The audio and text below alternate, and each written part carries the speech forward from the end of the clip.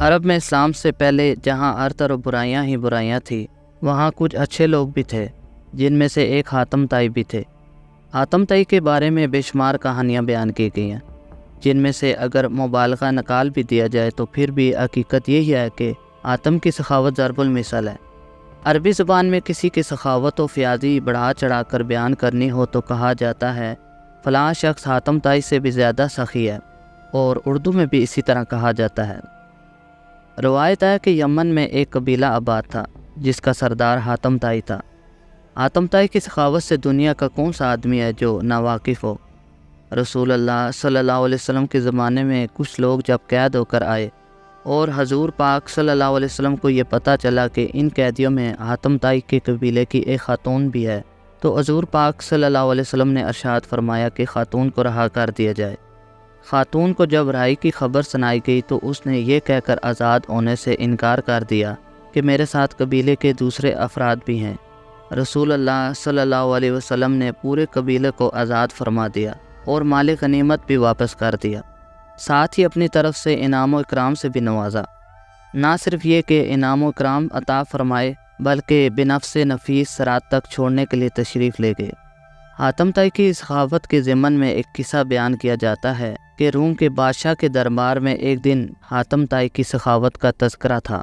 ایک شخص نے بتایا کہ حاتم طائی کے پاس ایک بہترین عمدہ نسل کا گھوڑا ہے جو ہوا کی رفتار سے دوڑتا ہے، خوبصورت اتنا ہے کہ جو بھی اسے دیکھتا ہے بس دیکھتا ہی رہ جاتا ہے۔ حاتم طائی کی تعریف سن کر بادشاہ بولا، جب تک کسی آدمی کو آزمایا نہ جائے اس وقت تک اس کے بارے میں کوئی رائے قائم کرنا عقل و شعور کے خلاف ہے۔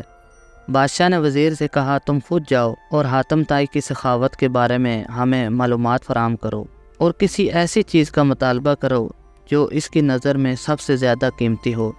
دربار میں ایک درباری نے کہا، حاتم طائی کے لیے سب سے زیادہ عزیز اور سب سے زیادہ قیمتی تیز رفتار ایک گھوڑا ہے۔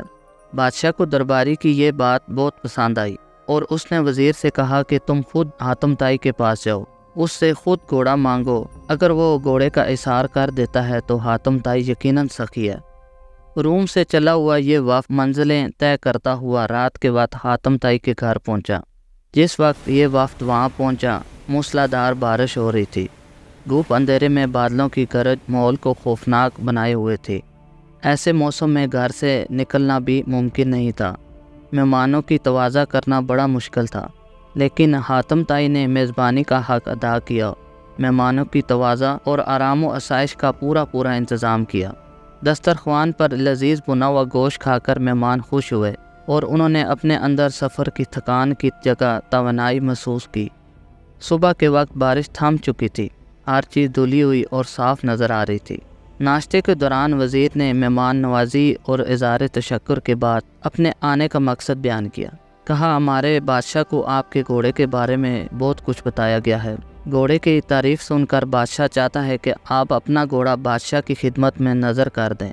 وزیر کی بات سن کر حاتم افسوس کے ساتھ ہاتھ ملنے لگا اور بہت افسردہ ہو کر بولا، اگر آپ گھوڑا ہی لینے آئے تھے تو یہ بات آتے ہی مجھے بتا دینی چاہیے تھی، لیکن اب میں مجبور ہوں اس لیے کہ میرا پیارا گھوڑا اس دنیا میں نہیں رہا۔ آپ کو پتہ ہے کہ پوری رات طوفانی بارش برستی رہی، میرے لیے یہ ممکن نہ تھا کہ چراگاہ یا کسی اور جگہ سے کوئی جانور منگوا سکتا، لہٰذا میں نے گھوڑے کو ذبح کر دیا اور اس کا بنا ہوا گوشت دسترخوان کی زینت بن گیا۔ وزیر حاتم طائی کی یہ بات سن کر حیران رہ گیا۔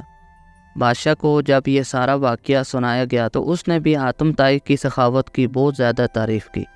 قبیلہ بنی طے کے سردار حاتم طائی کے بارے میں یوں رقم ہے کہ ایک بادشاہ نے حاتم طائی کی اتنی شہرت سنی کہ بادشاہ نے محسوس کیا کہ اس کی شہرت کا نام اور اس کی عزت حاتم طائی سے کم ہے۔ بادشاہ کا دل بغض و عناد اور حسد سے بھر گیا۔ اس کے دل میں یہ وسوسہ آ رہا تھا کہ جب تک حاتم زندہ ہے مجھے حاتم سے زیادہ عزت و شہرت نہیں ملے گی۔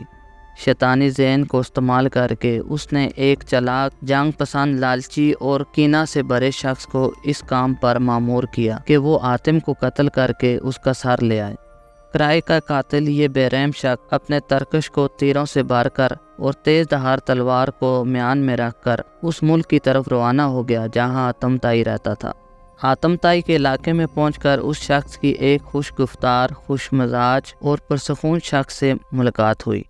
ये शख्स किराए के कातिल को मुसाफिर समझकर अपने घर ले गया और ऐसी प्यार और खुलूस से इसकी तवाज़ा की कि किराए का कातिल इसका गर्विदा हो गया।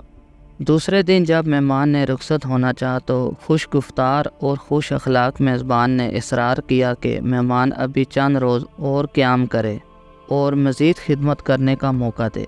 किराए के कातिल के दिल में मेज़बान की तकरीम और बढ़ गई। उसने कहा कि मुझे एक ज़रूरी काम दरपेश है, इसलिए मैं ज़्यादा दिन ठहर नहीं सकता। मेज़बान ने कहा कि आप मुझे वो काम बता दें, शायद मैं आपकी कुछ मदद कर सकूं। किराए के कातिल ने राजदारी से कहा कि बादशाह ने मुझे हातिम ताई को कत्ल करने का हुक्म दिया है। उसके सर पर बड़ा इनाम मुकर्रर कर दिया गया है। अगर आप हातिम ताई को जानते हैं तो मुझे उसका बता दें। ये सुनकर मेज़बान मुस्कराया और खंदा पशानी के साथ झुक कर कहा, मैं हातिम ताई हूँ, आप अपना काम शौक़ से पूरा कर सकते हैं, क्योंकि अगर ये काम इसी वक्त ना हुआ तो फिर लोग देख लेंगे और वो मज़ामत करेंगे और आप इनाम से महरूम रह जाएंगे। हातिम की ये बात सुनकर किराए का कातिल अपने मेज़बान के पैरों में गिर गया। उसने अपनी तलवार और तीरों से भरा हुआ तरकश फेंक दिया और कहा, ऐसे मोअज़्ज़ज़ सरदार के जिस्म पर फूल मारना भी गुनाह अजीम है। दोस्तों, मज़ीद इस्लामिक वीडियोस के लिए हमारे चैनल को सब्सक्राइब करें और घंटी के बटन को ज़रूर दबाएं।